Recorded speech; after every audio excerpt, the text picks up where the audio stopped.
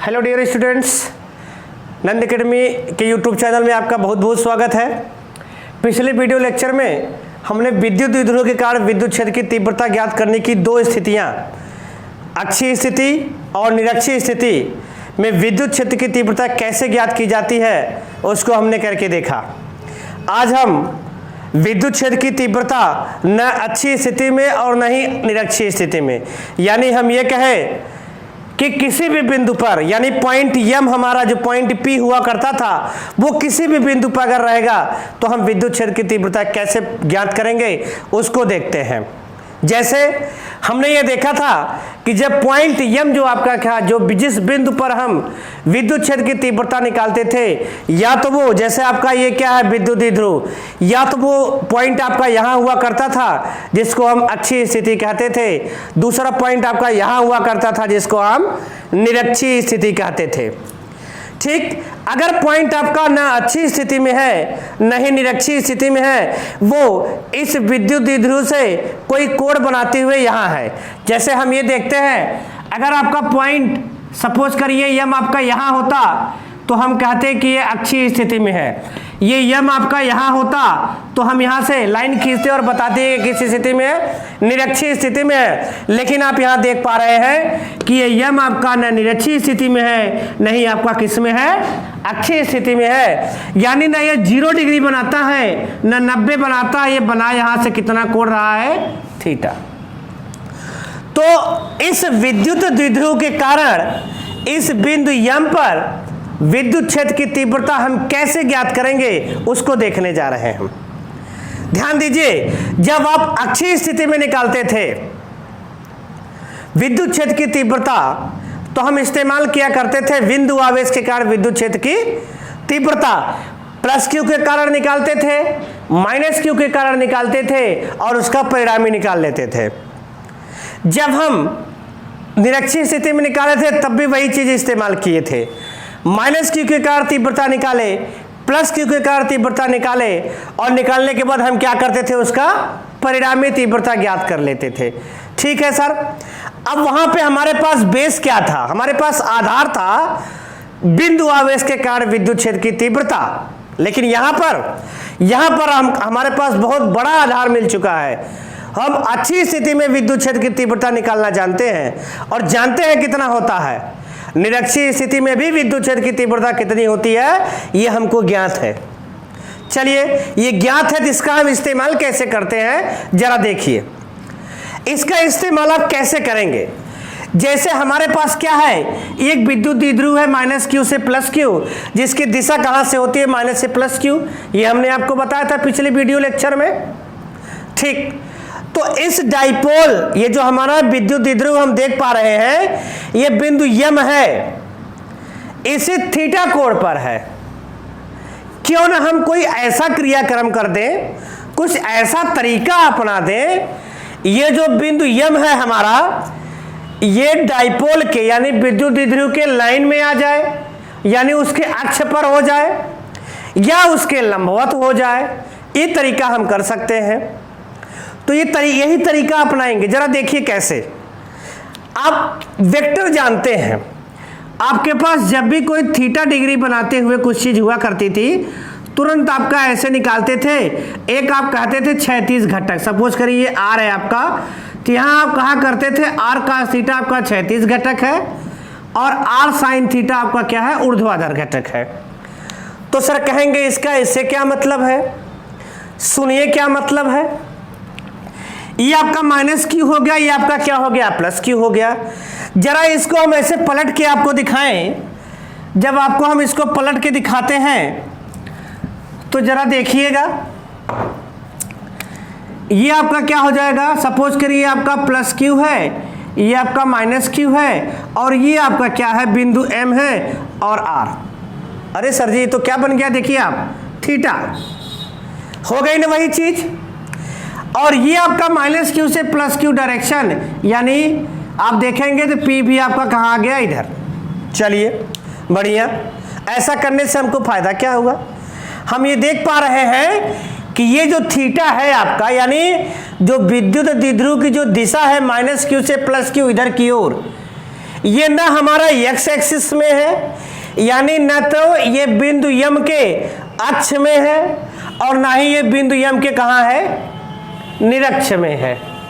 तो हम क्या कर सकते हैं, यहां इस P को दो घटकों में वियोजित कर सकते हैं। देखिए, जब हम इस P को दो घटकों में वियोजित करेंगे तो ये आपका क्या हो जाएगा, एक डाइपोल आपका इधर आ जाएगा -q + q।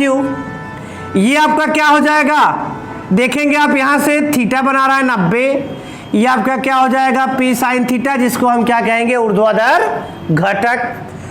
अब दूसरा वाला आपका क्या हो जाएगा, इसको ऐसे कर सकते हैं तो आपका क्या हो जाएगा कि यहाँ -q और ये क्या हो जाएगा आपका +q, यानी इधर घुमा सकते हैं और एक बार आप इसको इधर घुमा सकते थे। ये -q और क्या हो गया आपका, सॉरी +q और ये क्या हो गया आपका -q, यानी ये आप देखेंगे तो ये इसकी दिशा में हो गया पॉइंट m के, यानी ये आपका कौन सा हो जाएगा, P cos थीटा।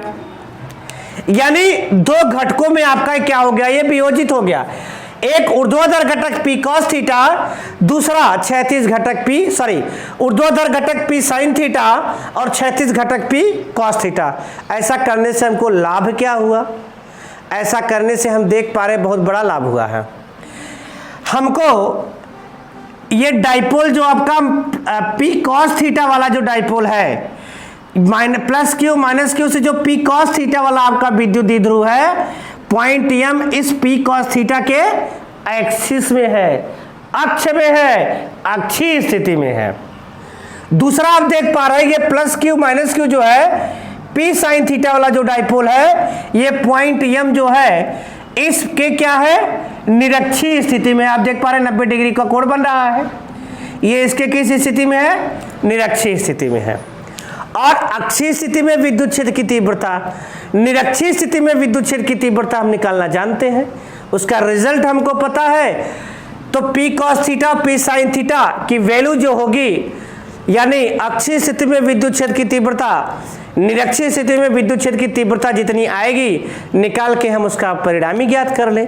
पहले थोड़ा सा लिखते हैं इसमें। माना एक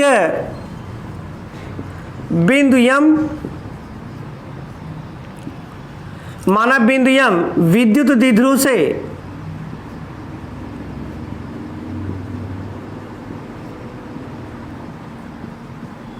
स्मॉल r दूरी पर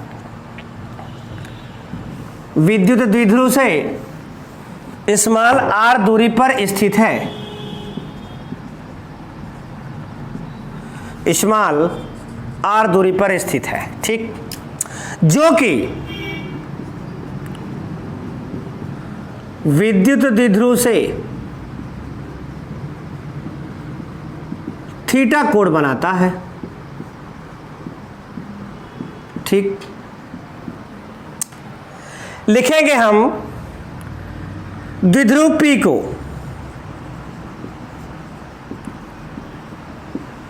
दो घटकों में वियोजित करने पर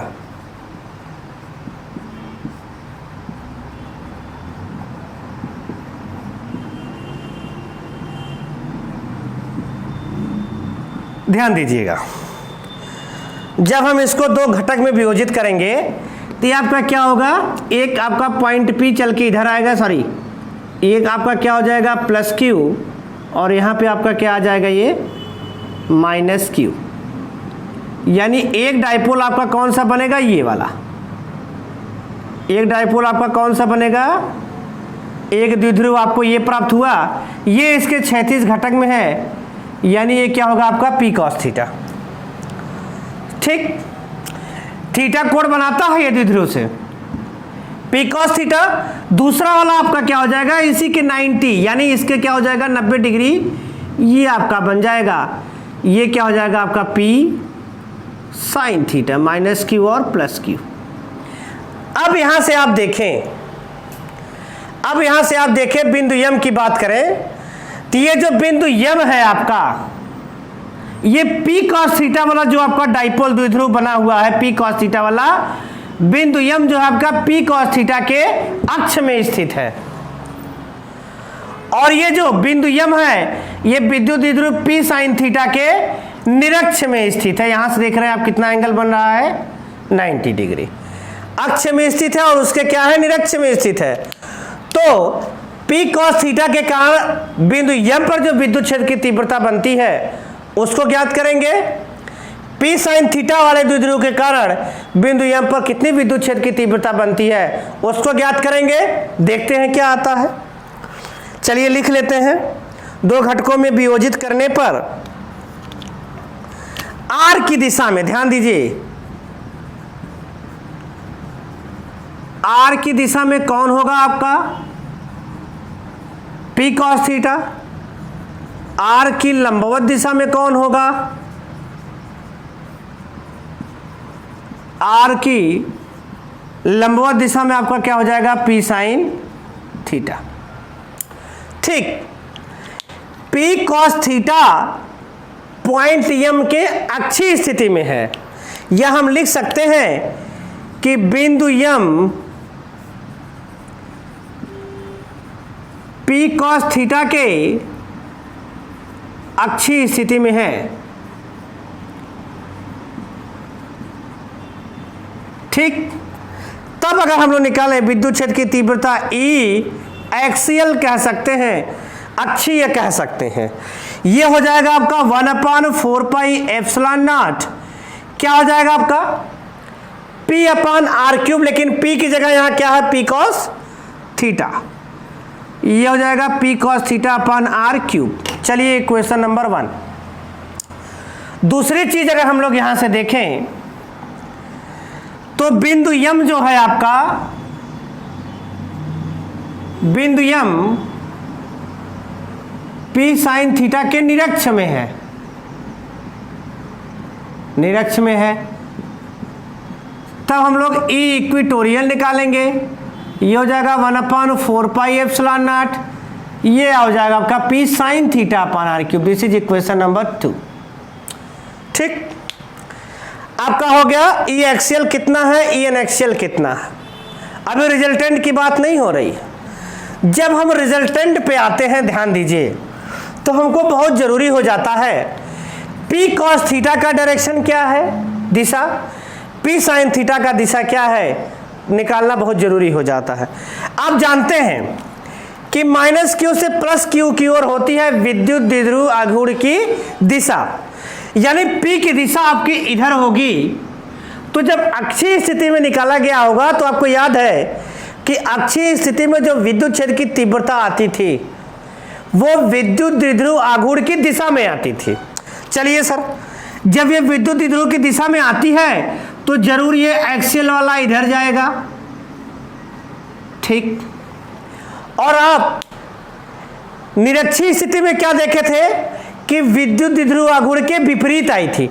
अगर आपका -q से +q, P की दिशा इधर है तो जरूर रिजल्टेंट की दिशा इधर आएगी, यानी हम इसको कहां कर सकते हैं, यहां। ये आ गया आपका E इक्विटोरियल की डायरेक्शन। ठीक, अब परिणामी आपका जो आएगा सदिश विधि से हम जानते हैं, यहां से हम इसको अगर मिला दें तो आपका ये जो आएगा ये आपका इलेक्ट्रिक फील्ड क्या आ जाएगा, परिणामी इलेक्ट्रिक फील्ड।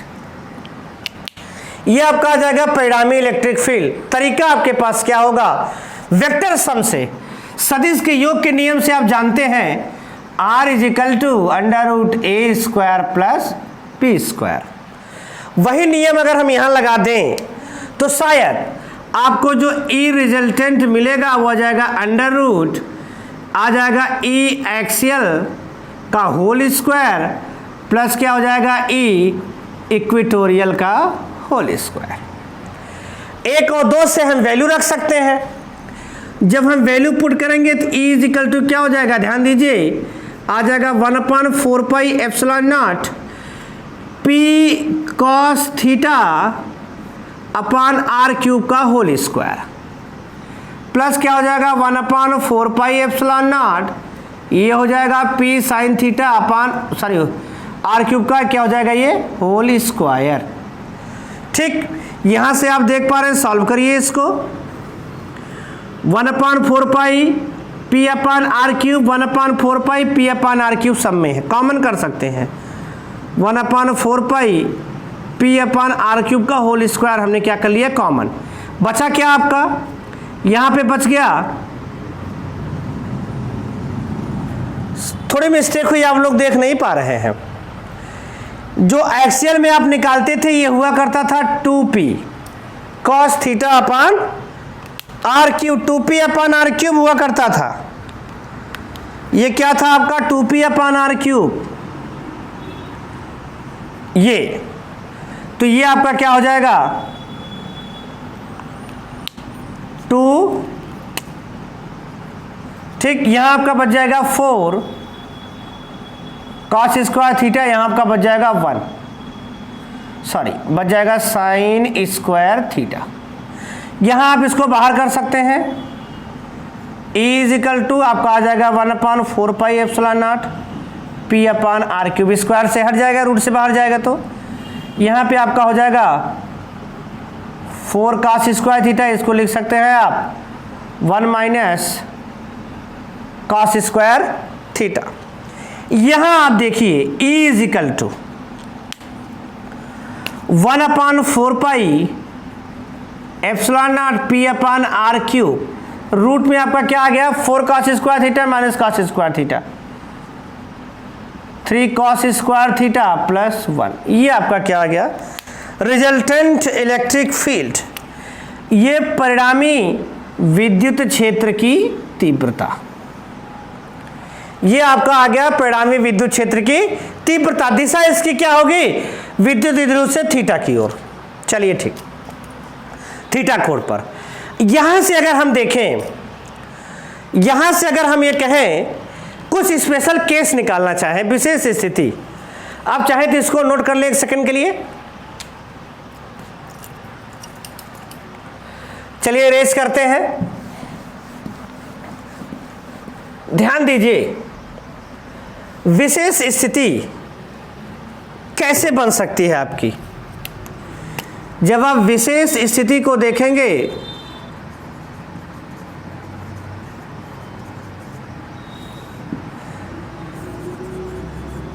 केस 1 आपका क्या है, हम मान लेते हैं थीटा = 0। क्यों मानेंगे, थीटा = 0 का मतलब क्या है, ये आपका यम क्या है, इस विद्युत द्विध्रुव से थीटा = कुछ कोण पे है, देख पा रहे हैं आप, ऐसे, ये आपका क्या है थीटा = 0 का मतलब ये पास आ गया, ये ऐसे आ जाएगा, यानी ये पॉइंट यम आपका चलते चलते कहां चला आएगा, यहां। थीटा = 0, पॉइंट यहां आने का मतलब क्या है, ये डाइपोल के यानी द्विध्रुव के क्या हो जाएगा, अक्ष में हो जाएगा, द्विध्रुव के क्या हो जाएगा, अक्ष में। तब उसका परिणामी कितना आता है जरा चेक करें, क्या वही आता है जो पहले आया था। केस 1 यदि थीटा = 0, चलिए तब E = क्या हो जाएगा आपका 1/4πε0 p/r³ √3 cos square 0 + 1, cos square 0, 0 की वैल्यू cos 0 की वैल्यू 1, ये हो जाएगा 3 + 1 4, यानी E = 1/4πε0 p/r³ √4। बात करें तो हो जाएगा E = 1/4πε0 2p/r³। ध्यान दीजिए यही होता था आपका अक्षीय स्थिति में, यही होता था अक्षीय स्थिति में विद्युत क्षेत्र की तीव्रता। बहुत बढ़िया, यानी हम ये कहें कि जब ये 0 आ जाएगा यानी अक्षीय स्थिति में, तो अक्षीय स्थिति में विद्युत क्षेत्र की तीव्रता आ भी रही, यानी रिजल्ट हमारा क्या है, सही है। दूसरा देखते हैं आपका, दूसरा आपका जो है, यदि थीटा = हम मान लें, यदि थीटा = 90, थीटा = 90 मानने से क्या होगा, दूसरे केस में यदि थीटा = 90, थीटा 90 का मतलब ये थीटा बढ़ते बढ़ते आपका कहां चला जाएगा 90 पे, यानी कौन सी पोजीशन होगी आपकी, यहां देखिए निरक्षीय स्थिति, ये पॉइंट आपका पहले यहां गया, अब यहां आ रहा है, था कहां यहां, इधर गया थीटा कम हुआ, इधर हुआ थीटा ज्यादा हो रहा, 90 हो गया, यानी निरक्षीय स्थिति में। तो निरक्षीय स्थिति वाला रिजल्ट आना चाहिए। ठीक सर, देखते हैं। E = 1/4πε0 p/r³ √ 3 cos square 90 + 1, 90 cos 90 की वैल्यू 0, यानी ये पूरा 0 बचा, क्या 1 रूट गायब, यानी E = 1/4πε0 p/r³। सर जी यही तो आता था आपका E इक्विटोरियल, यही आपका आता था E इक्विटोरियल, यानी निरक्षीय स्थिति में जो विद्युत क्षेत्र की तीव्रता थी वो क्या थी, यही थी। मिला जुला के हम ये कहें कि अगर हमको सामान्य स्थिति में किसी भी बिंदु पर विद्युत क्षेत्र की तीव्रता का फार्मूला निकालना अगर हम सीख गए, आ गया अगर हमको डेरिवेशन, तो हम थीटा की वैल्यू जब 0 रख देंगे तो अच्छी स्थिति प्राप्त होगी, और थीटा = 90 रख देंगे तो हमको प्राप्त होगी निरक्षीय स्थिति। तो इस तरीके से अगर आप देखेंगे एक बार फिर से, तो कुछ है नहीं, है क्या इसमें, नजर से आप देखिए, ये आपका डाइपोल थीटा एंगल पे बना, हमने इस डाइपोल को 2 कंपोनेंट में डिवाइड किया, 2 घटक में, एक आपका उसके अक्ष में गया, दूसरा उसके निरक्ष में गया। अक्ष के कारण तीव्रता, निरक्ष के कारण तीव्रता निकाले, रिजल्टेंट निकाल लिया। थीटा की वैल्यू 0 रखा अक्षीय, थीटा की वैल्यू 90 रखा, निरक्षीय आ गया। तो इस तरीके से हम विद्युत द्विध्रुव के कारण विद्युत क्षेत्र की तीव्रता अक्षीय स्थिति में, निरक्षीय स्थिति में, और किसी भी यानी जनरल पॉइंट किसी भी स्थिति में, सामान्य स्थिति में निकालना देखें। नेक्स्ट वीडियो में फिर मिलते हैं। Thank you.